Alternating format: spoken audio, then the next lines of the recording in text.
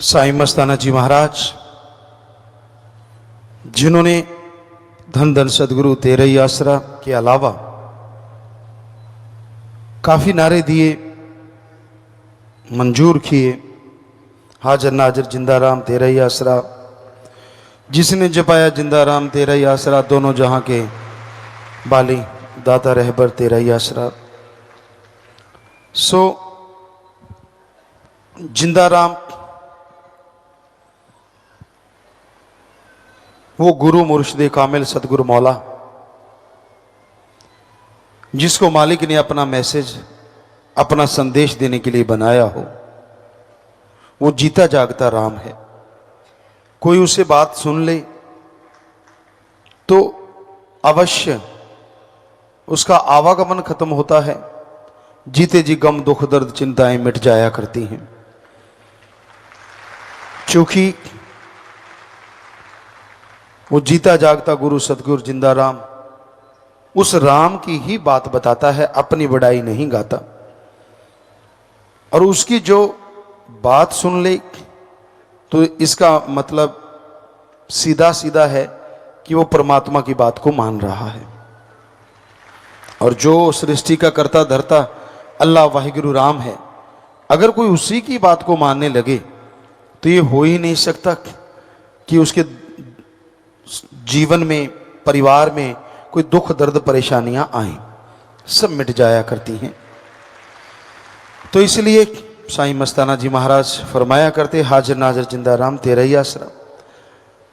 और जो अमल करते हैं, सुन के मान लिया करते हैं, उस जिंदा राम के जलवे उन्हीं को नजर आते हैं। सुन लिया, एक कान से सुना दूसरे से निकाल दिया, जा अपने गुरु पीर फकीर की बात का मजाक उड़ाना, करना वो जो मन को पसंद हो, खाना वो जो मन को पसंद हो, पहनना वो जो मन को पसंद हो, और गुरु पीर फकीर की बात की परवाह ना करना, तो एक तरह से अपने रास्ते से हटना है। क्योंकि गुरु संत पीर फकीर किसी को कहते ही नहीं कैसा पहनो, कैसा खाओ, कैसे रहो। पर अगर आपको कह दिया तो समझो आपके बहुत ही ऊंचे भाग्य हैं। पर उनको समझ नहीं आती जिनको ऐसा दर्जा मिल जाता है। काश उन्हें ये समझ आ जाए, फिर तो बारे न्यारे हैं, कहना ही क्या। तो मन के मते चलो मत कही, गुरु कहे करो तुम सोई। गुरु पीर फकीर कभी गलत नहीं कहता, वो तो सच कहता है। अब गलत लगे, अच्छा लगे, भला लगे, वो मर्जी आदमी की, उसके मन की। लेकिन जो सुन के मानते हैं उनके ही अंदर के द्वार खुलते हैं, उनके अंदर की सल्तनत, वो नजारा नजर आता है जिसकी कल्पना नहीं की जा सकती। क्योंकि अंदर जो चढ़ाई चढ़ी जाती है, वहां ना सीढ़ियां होती हैं, ना रस्सा लटक रहा होता है, वहां ना कोई लिफ्ट लगी होती है। अंदर की चढ़ाई गुरु पीर फकीर जो आवाज देते हैं, उसी आवाज को पकड़ के चढ़नी पड़ती है। और रूह जब उसे पकड़ के चढ़ती है तो उसकी स्पीड बहुत जबरदस्त होती है। यहां मालिक को लगता है स्पीड स्लो हो जाए, वहां स्लो होती है, क्योंकि वहां नज़ारे दिखाने होते हैं। सारी त्रिलोकी अंदर है, त्रिदेव अंदर हैं, सब कुछ अंदर है। तो उन नज़ारों को देखती हुई जीवात्मा उस आवाज के सहारे चढ़ती है, और उस परम पिता परमात्मा के जब नजारे करती है, वो तो कहने सुनने से परे की बात होती है। तो आवाज तभी सुनाई देगी ना अगर बाहर की आवाज सुनोगे। कहने का मतलब गुरु पीर फकीर जो बात कहते हैं, अगर उसको मानोगे तभी अंदर की आवाज चलेगी, वरना तो आपने तो लॉक लगा रखा है अंदर वाली आवाजों को। बाहरी इतनी आवाजें करते रहते हो कि अंदर वाली आवाज तो गुम हुई पड़ी है। बाहर की आवाजों में इतने मस्त हो कि अंदर की आवाज की तो सुध ही नहीं है आपको। चुगली कर ली, निंदा कर ली, काम वासना, क्रोध है, लोभ, मोह, अहंकार, मन, माया, क्यों, किंतु, परंतु सारा दिन चलता रहता है, कच कच कच कच। पता नहीं आदमी थकता क्यों नहीं एक ही तरह की ऐसी बातें कर करके। राम नाम जपने बैठो तो कह देता मैं तो थक गया जी, 2 महीने कर लिया, बहुत हो गया। रोटी खाते नहीं थके, जन्म से लगे हो खाने, अभी तक खाते जा रहे हो रोज। 2-4 परोठे ज्यादा ही रगड़ जाते हो जब ज्यादा स्वाद हो। वो थके क्यों नहीं भाई? सुबह सुबह जाते हो रफा हाज, तो उससे नहीं थके आप? रोज एक ही काम कर रहे हो, क्यों नहीं थकते? नहीं थकते ना। कपड़े रोज पहनते हो, नहाते भी हो ज्यादातर, तो राम नाम में ही थक जाते हो, बाकी किसी काम धंधे में नहीं थकते। चुगलियां करते हो सिर जोड़ जोड़ के, हाँ ऐसे था वो वैसा था, तब नहीं थकते? शर्म नहीं आती? कितनी देर होगी करते हुए, कभी तो बस करो ना जी। इन चीजों में तो कहते पता ही नहीं, टाइम ही नहीं, मजा ही फिर आता है। टेलीविजन देखते हैं बच्चे घरों में, नेट करते हैं, नेट पे लगे रहते हैं, कहते ले मजा ही इसमें आता है। आंखें बर्बाद सारा दिन देखने से, सुनने से कानों में गलत असर जाता है, और दिमाग में तो जाएगा ही जाएगा अगर दिन रात लगे रहोगे। ठीक है, लिमिटेशन हो उसमें आप देखिए, कुछ गलत नहीं, और गलत देखिए ना, ये बहुत जरूरी है। तो कुछ गलत नहीं, लेकिन आप तो लगे रहते हो, आपको तो मजा ही नहीं आता। वो जिंदगी वैसी लगती है बेसार। किसी ने 4 बातें कह दी, अब आप कैसे हो आपको दर्पण में पता है। शीशे में देखो, बिल्कुल ओपन माइंड होके आपको पता चल जाएगा मालिक ने कैसा थोबड़ा दिया है, कैसा रंग रूप दिया, सारा बढ़िया है, जैसा भी दिया है अच्छा दिया है। पर कोई आपको मक्खनबाजी लगाता है, आप तो इतने ऐसे हो, कहाँ जिंदगी रोल दी, यो आप तो इतने खूबसूरत हो, फलां धिंकड़, और आप फूल के कुप्पा हो जाते हो, बस पिन टच करने की जरूरत है, पटाखा बोलने वाला है। जैसे हो वैसे हो, शीशे में रोज देखते हो, आपको भी पता है, और शीशा झूठ नहीं बोलता। हाँ, थोड़ा झूठ बोल सकता है, रंग के काला पीला दिखा सकता है, वो हो सकता है फर्क उसके पानी का, अदरवाइज तो जैसा नैन नक्श है वो तो दिखाएगा ही ना। तो फिर आप दूसरों की बातों में क्यों आ जाते हो? खास करके हम अपनी बेटियों से कहना चाहेंगे कि किसी की ऐसी बातों में मत आया करो। वो आपको यूज करने के लिए, आपका इस्तेमाल करने के लिए आपको बटरिंग करते हैं, और आप अच्छा, तभी सारा चेंज ही हो जाते, हाव भाव, कपड़े लत्ते सब, एक्शन, एक्शन पे एक्शन, सामने रिएक्शन। तो ये सारी गड़बड़ है। क्यों भाई, ऐसा क्यों सोचती हैं आप? ठीक है, मालिक ने आपको बढ़िया बना रखा है, खूबसूरत हैं आप, सुंदर हैं आप, जैसी भी हैं सुंदर हैं, जो मालिक का नाम जपती हैं, उससे सुंदर कोई हो नहीं सकता। पर दूसरे के कमेंट से या दूसरे की निगाह से आपको होता क्या है? क्यों बहक जाती हैं, क्यों फिसल जाती हैं आप? किसी लड़की ने कह दिया हाँ आप तो ऐसे हैं वैसे हैं, कुछ बोल दिया, आपके सपनों में भी वही चलता है, हाँ मैं तो पता नहीं परी बन गई, पंख निकल आते हैं, उड़ रही हो। जबकि उठती हो तो चारपाई से उठना मुश्किल होता है, सुबह सुबह माँ 4-5 बार उठाएगी तब जाके उठती हो। सबके साथ एक जैसा नहीं है, पर बहुतों के साथ ऐसा है। तो बेटा क्यों क्यों आप फिसल जाती हैं, फिर आपकी जिंदगी नरक बन जाती है? क्यों ऐसा करती हैं आप जैसी हैं बढ़िया हैं। तो हमारा कहने का मतलब, हमारी बेटियों को ये ध्यान में रखना चाहिए, किसी के बहकावे में, किसी की झूठी बातों में कभी नहीं आना चाहिए, क्योंकि आज घोर कलयुग है, लोग आपको इस्तेमाल करना चाहते हैं, दैट्स ऑल।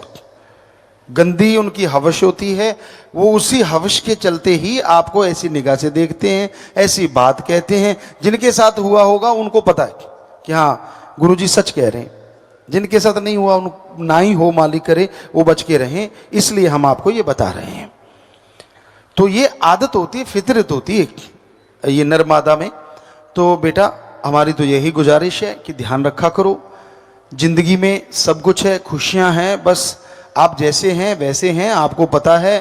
कोई कुछ भी कहे ध्यान ही ना दो उसकी तरफ, अपना एम बना के चलो, अच्छे पढ़ो लिखो, अच्छे बन जाओ। जब कुछ बन जाओगे आप मैरिज करवाओ, जैसे मर्जी, वो आपकी मर्जी है। माँ बाप की मर्जी के साथ रहो तो कहने ही क्या, और आपकी मर्जी के साथ माँ बाप रहें तो फिर कहने ही क्या। दोनों बातें साथ साथ हो तो फिर दोनों कहने ही क्या। सो जब तक एम है पढ़ाई का, जब तक एम है कुछ बनने का, तब तक आप पढ़ें लिखें, अच्छे बने, बाकी चीज़ों को आने ही ना दें, एमलेस ना हो कभी। क्योंकि दुनिया में बहलाने फुसलाने वाले बहुत हैं, तो ये बात पे बात आई तो हमें लगा कि हमारी बच्चियों को हम बताएं, क्योंकि माँ बाप अपने बच्चों को हमेशा बताता है कि ये बेटा ऐसा नहीं करना चाहिए, जैसे बचपन में ये नहीं खाना चाहिए, ये नहीं पीना चाहिए, ये नहीं पहनना चाहिए। तो ख्याल में आया कि क्यों ना आपको भी बताएं कि किस तरह लाइफ में आपको रहना चाहिए। किसी की बातों में ध्यान नहीं देना चाहिए, क्योंकि वो आपको हत्थे से उखाड़ना चाहते हैं। एक बार आप उखड़ गए फिर कोई बात नहीं पूछता, ये कहने की बातें होती हैं। सो पीर फकीर हमेशा सच बताते हैं, और यही होता है जिंदा राम का कमाल कि जो उनकी उस बात को मान ले, हो सकता है मौत जैसा कर्म भी बदल जाए, क्योंकि ऐसा होते हमने देखा है। भाई ना माने तो फिर कुछ नहीं कह सकते, फिर तो वो कर्म है उसका और उसने भोगना है। मान लिया तो ऐसा होते भी देखा है कि मौत जैसे कर्म, मौत दरवाजे पे आके वापस चली जाती है कि यार ये तो अल्लाह वाहिगुरु की बात को मानता है, जो फकीर ने इसको बताई है, अब मैं कुछ नहीं कर सकती। अगर ये लाइफ में रहना चाहती है आत्मा तो रहना ही पड़ेगा जितनी देर ये चाहेगी, तो वो भी मुड़ जाती है। इसी को कहते हैं मुर्दों को जिंदा कर देना। तो ऐसा होते देखा, और साध संगत तो इस बारे में अच्छी तरह जानती है कि हाँ ऐसा हुआ है और हो रहा है और होता रहेगा। जिनको दृढ़ यकीन है, जो अपने सतगुरु पीर फकीर की बातों पे 100% यकीन करते हैं। सो हमारी यही गुजारिश है, हम कहें हमारे पांव दबाओ मत दबाओ, हम कहें हमारे लिए कपड़ा लो, हमें पता है आपका जज्बा है, आप तो कपड़ा क्या पूरी दुकान ले आओगे, पर कभी ना लाओ, हम नहीं चाहते, क्योंकि हम अपनी पर्सनल सेवा करवाते ही नहीं। सतगुरु अल्लाह वाहिगुरु शास्त्र नाम शाह मस्तान जी दाता ने ये वचन किए हैं कि बॉडी बहुत जबरदस्त है, तो वो जबरदस्ती रहेगी। हम तो आपके सिर दबाते ना थके, अगर सिर दर्द है और आपके कहीं दर्द है वो दबाते नहीं थकते। 5-5.5 करोड़ हो गए हैं, आपको पता नहीं चलता, वो बात अलग है, पर आप ऐसे जहरा तौर पे तो कभी ना दबाओ। पर तब तो कहते हो आ जाओ आ जाओ आ जाओ, तो आना ही पड़ता है ना उस सतगुरु को, अल्लाह वाहिगुरु को। वो तो आता ही है ना, पर किस रूप में आता है वो उसकी मर्जी। तब तो कहते हो नहीं हाय मेरे दर्द है, आ जाओ अब तो आ जाओ। वैसे अगर आपको कहने लगे बेटा तेरा सिर दबा दें, कभी नहीं दबाओगे। कई बार बच्चियों को कह देते, बेटियां होती हैं, बेटे पापा सिर दर्द हो रहा है बेटा दबा दे, नहीं, अरे नहीं को क्या हो गया, बाप है। तो जोर जबरदस्ती कभी थोड़ा, हमें पता है कई चीज़ों का आयुर्वेदा का, गले पड़ जाते हैं, हम वो दबा के ठीक कर देते हैं। बहुत सारी चीज़ें हमें आती हैं, हम प्लेयर रहे हैं, बहुत सारे कमर के डॉक्टर आए थे, अब हमें नहीं पता MP सिंह थे या दूसरे थे, वो ऐसे झुके हुए आए थे, पिताजी ऑपरेशन बोला, बहुत पहले की बात है, वो सीधे नहीं हो रहे थे, झुके झुके झुके झुके आए थे, झुके झुके कहते मैं तो काफ़ी देर से घूम रहा, सीधा नहीं हुआ जा रहा। हमने कहा बात ही कुछ नहीं, आजा बेटा अभी करते हैं ठीक। तो हरदीप होता था गेट के पास, हमने कहा इधर आ बेटा, काफ़ी मोटा ताजा, तो इधर आ। वो आया, हमने कहा बैक जोड़ लो, दोनों ने पीठ जोड़ ली। हमने कहा इसके बाजू पकड़, आप मत कर लेना ऐसा कुछ, आपको आता जाता कुछ है नहीं, कहीं सुन के करने लग जाओ। हमने तो स्कूलों में खेला करते तो ऐसे आम ही बात होती थी, कोई ऐसे हो जाता हम पकड़ते तड़ाक सीधा हो जाता। स्कूल में बच्चों को पता है, जो प्लेयर ने हमसे सुना है कि अगर आपके पाँव में मोच आ गई तो भाग बेटा 2 राउंड लगा, वो चीखते हैं हाय पिताजी नहीं भागना, भागना कैसे नहीं भाग, तो वो भागते। हमने कहा अब भाग लोगे तो अभी ठीक, वरना 7 दिन के लिए चारपाई पे लेट जाओ, दोनों में से जो मर्जी कर लो।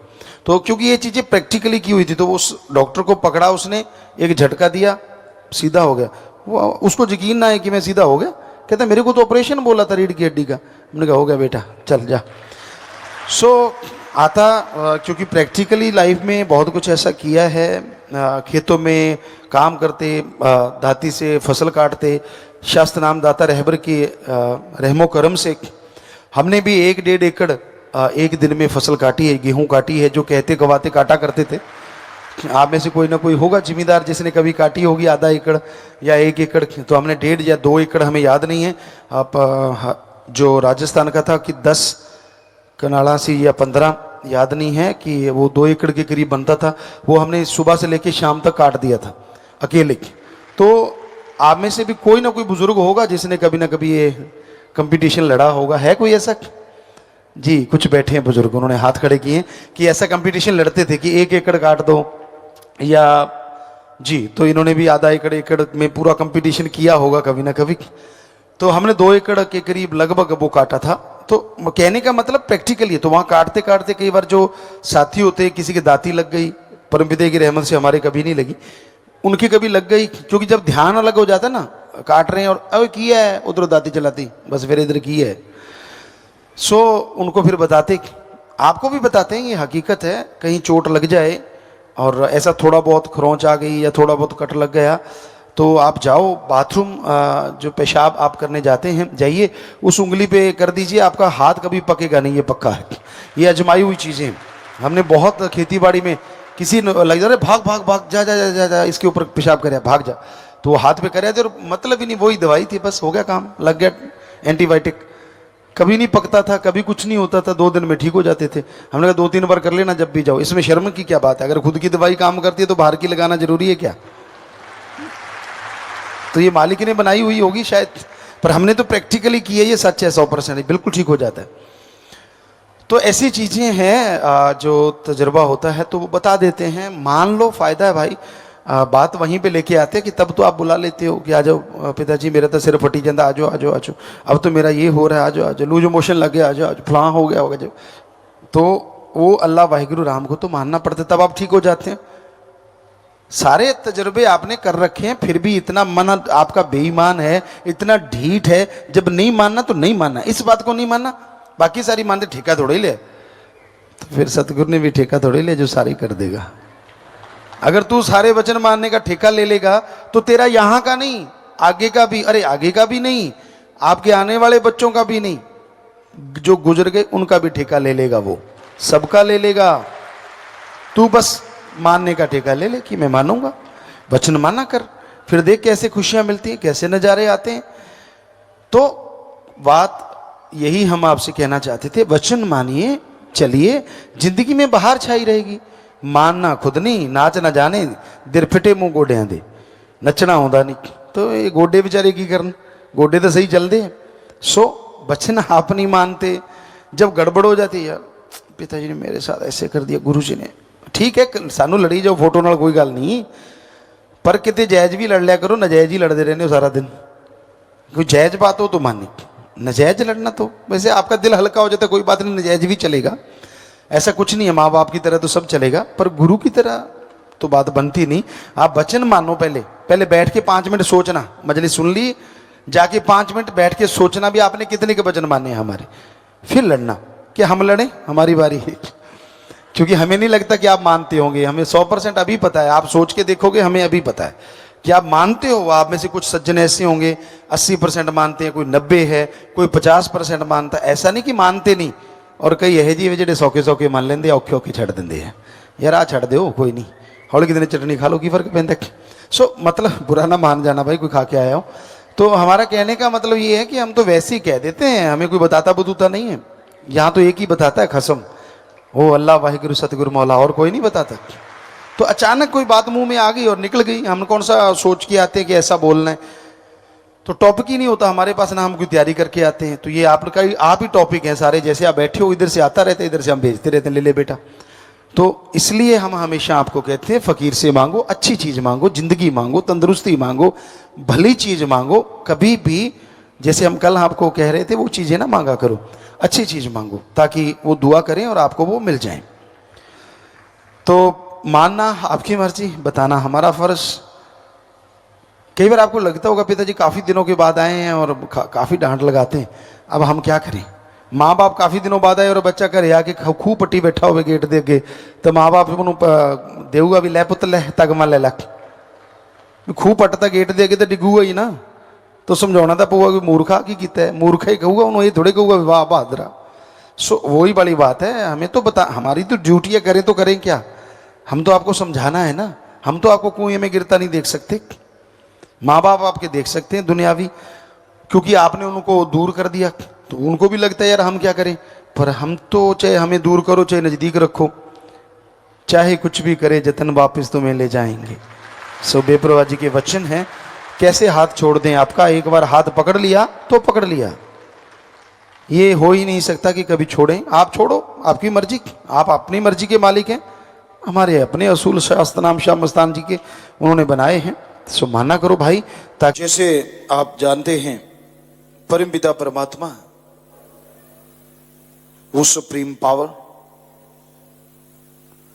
वो अल्लाह, वो वाहिगुरु, वो गॉड, जो कण कण में जर्रे जर्रे में मौजूद हैं,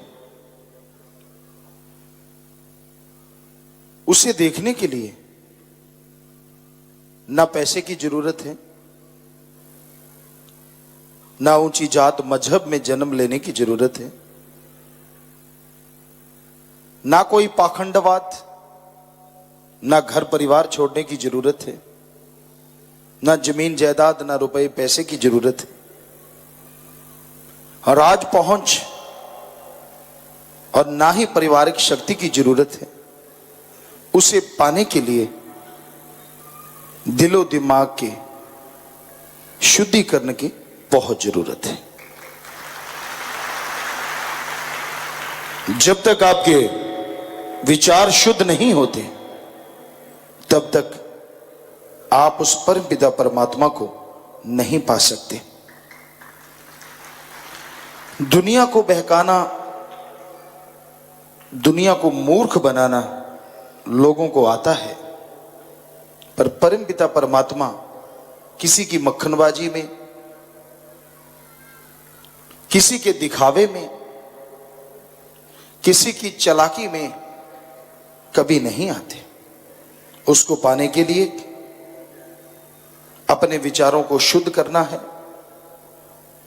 ये नहीं कि लाखों की ठगी मारो और चंद रुपए मालिक आपसे ले लेगा और आपका भला कर देगा। ये आपका भ्रम है। इस तरह तो आप मालिक को हिस्सेदार बनाते हो ठगी में कि मैं लाख कमाता हूं, 10,000 तेरा, तू भी खुश मैं भी खुश। ये बिल्कुल गलत है। आप अपने विचारों को जब शुद्ध कर लोगे, जैसे व्यवहार के आप बाहर नजर आते हैं वैसे अंदर, और जैसे अंदर हैं वैसे बाहर, नेक भले विचार कर्म करने लग जाओगे तो जंगल पहाड़ उजाड़ों में जाने की जरूरत नहीं, अपने घर में भगवान को देख सकोगे। अपने आत्मबल को बढ़ाना है। और साइंस कहती है आत्मबल सफलता की कुंजी है, पर साइंस के पास ऐसा कोई टॉनिक नहीं है जिसको खाने से आत्मबल बढ़ जाए, जिसको लेने से विल पावर बढ़ जाए। आत्मबल हासिल होता है आत्मिक चिंतन से, और आत्मिक चिंतन होता है प्रभु के नाम से। नासा साइंस के अंदर वो लोग भी मान चुके हैं कि अगर विल पावर बढ़ाना है, do the method of meditation continue. आप उठ जाइए अर्ली मॉर्निंग बिटवीन 2 to 5, 2 से 5 के बीच में जागो, क्योंकि इसमें ऑक्सीजन ज्यादा और शुद्ध होती है। ये साइंस कह रही है। फिर मेडिटेशन पे बैठो। मेडिटेशन से ही विल पावर बढ़ता है, और जिनके अंदर विल पावर होता है सक्सेस उसके कदम चूमा करती है। ये तो अब माना है साइंस ने। हमारे वेदों में, हमारे सभी धर्मों के पवित्र ग्रंथों में क्या लिखा है? हिंदू धर्म में लिखा सुबह 2 से 5 के बीच में जागो। इसको कहा गया ब्रह्म मुहूर्त। ब्रह्म मुहूर्त में जागो और ईश्वर की भक्ति करो, गुरु मंत्र नाम दीक्षा लेके उस शब्दों का जाप करो, तो आत्मबल बढ़ेगा, प्रभु की प्राप्ति होगी। सिख धर्म में लिखा सुबह 2 से 5 का समय अमृत वेला होता है। इसमें जागो, नाम शब्द का उच्चारण करो, वाहिगुरु को याद करो, तो उसकी दया में रहमत के लायक बनोगे। इस्लाम धर्म में लिखा है सुबह 2 से 5 का समय बांगे इलाही या फर्ज है। इसमें जागो, अल्लाह की इबादत करो, कलमा आता करो, तो रहमो करम के काबिल बनोगे। ईसाई धर्म में लिखा मॉर्निंग में आप जाग जाइए 2 से 5 में और गॉड्स प्रेयर कीजिए, मेथड ऑफ मेडिटेशन कीजिए, तो आप गॉड की कृपा के काबिल बनोगे। तो हजारों साल पहले हमारे धर्मों में जो लिखा गया, अब साइंस उसे फॉलो कर रहा है कि सुबह 2 से 5 में जागो, क्योंकि इसमें ऑक्सीजन ज्यादा और शुद्ध होती है। मेडिटेशन करने से आपका विल पावर बढ़ता है। यही बात धर्मों ने हजारों साल पहले कही है। तो धर्म महाविज्ञान है, पर धर्मों को धर्म की तरह कोई पढ़े, खुले विचारों से, शुद्ध विचारों से, ओपन माइंड, नैरो माइंडेड नहीं होना चाहिए। कोई धर्मों को पढ़े तो बेइंतहा खुशियां मिलती हैं, खुशियों का खजाना मिलता है। तो आप अपने घर परिवार में खुशियां ला सकते हैं, अपने शरीर में तंदुरुस्ती ला सकते हैं। आप उस परमपिता परमात्मा की दया में रहमत कृपा के पात्र बन सकते हैं अगर आप अपने अंदर भावना बना लेते हैं, तड़प बना लेते हैं, वैराग्य बना लेते हैं उस भगवान के लिए, अल्लाह गॉड वाहिगुरु के लिए। और तड़प बनाने के लिए ना पैसा, ना धर्म बदलना, ना परिवार छोड़ना, ना काम धंधा छोड़ना, सुमरन। आपको गुस्सा बहुत आता है, आपका दिमाग में हमेशा कोई ना कोई नेगेटिव चलता रहता है, आप अपसेट हैं, आप शाम को याद करते हैं, सुबह भूल जाते हैं, आप अस्थमा के मरीज हैं, आप हमेशा उचाट रहते हैं, काम धंधे में मन नहीं लगता, चिड़चिड़ापन, कोई छेड़े तो यूं लगता है अनजाने में बिजली की तार पे हाथ लगा दिया, करंट मारते हो। अगर ये सब बातें आप में है तो आप प्राणायाम के साथ सुबह शाम घंटा घंटा सुमन करो। आप 20 दिन ही करके देख लो, हम आपको गारंटी देते हैं ये चीजें या तो हट जाएंगी या इनमें बहुत बड़ा भारी बदलाव आ जाएगा। हिंग लगे ना पिटकरी रंग चोखा आवे। आपसे कोई पैसा नहीं लेना, आपके धर्म जात मजहब में दखल नहीं देना, कोई कपड़े नहीं बदलवाने, आप करो तो सही। जितने भी आप लोग डिग्री डिप्लोमा लिए बैठे हैं अलग अलग क्षेत्रों में, उसके लिए आपने जिंदगी के 20-25 साल लगाए हैं, तो फिर भगवान के लिए क्या 25 दिन नहीं लगा सकते? इससे कम टाइम और कितना को, घंटा सुबह घंटा शाम, सारे विचार शुद्ध हो जाएंगे। आपका जो उचाट है मन, वो शांत हो जाएगा। बात बात पे जो गुस्सा आता है, तुनक मिजाज जिसे कहते हैं, अगर आप वो हट जाएगा। आपको अस्थमा है, वो बीमारी इनहेलर तक लोगों के छूट गए ऐसा करने से।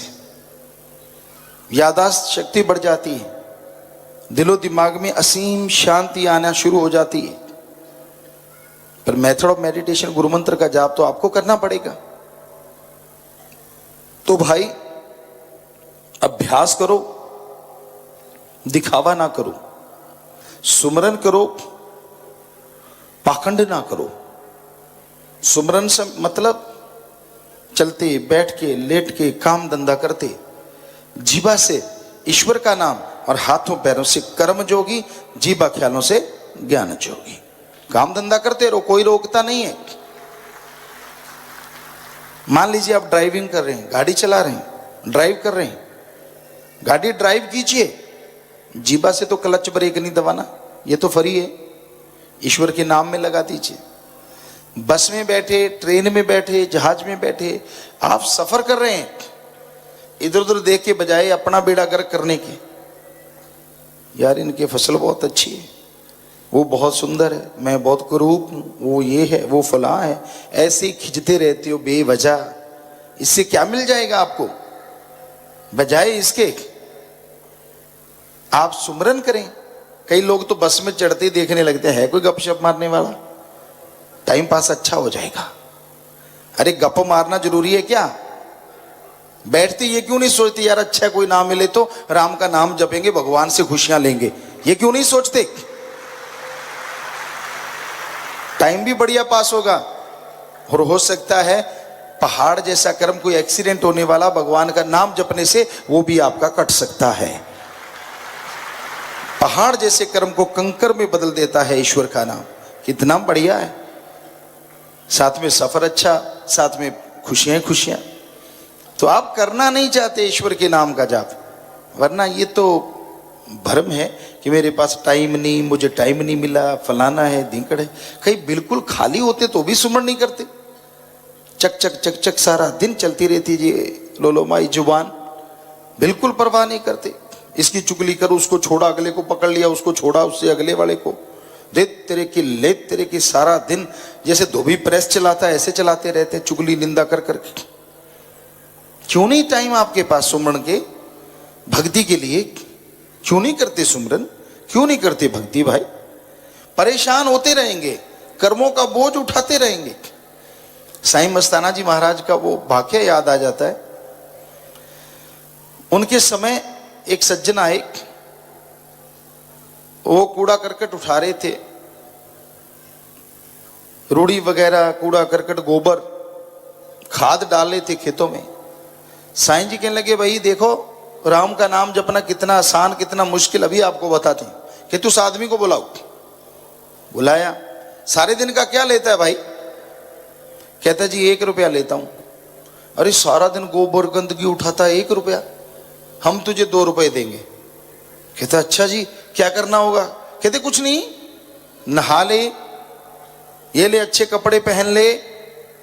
कहता बढ़िया, नहाया, कपड़े धोती कुर्ता पहन लिया, अब क्या करना है जी? वो रही कुर्सी, हाँ ये ले राम का नाम, इसका जाप कर, सारा दिन जाप करना है। कहता ठीक है जी, ये तो मजे आ गए। कहाँ गोबर उठाना, गंदगी उठाना, और कहाँ आराम से बैठ के भक्ति करना, और मिलेंगे 2 रुपए डबल। बैठ गया, बेटा जब तो सही। अब 1 घंटा हुआ राम का नाम जपते, दम घुटने लगा, खाज खुजली शुरू हो गई, इधर उधर देखने लगा कहां से भागूं। आदमी पैरे पे खड़े थे, भाग सकता नहीं। बड़ी मुश्किल से 1.5 पौने 2 घंटे हुए, भागा भागा आया।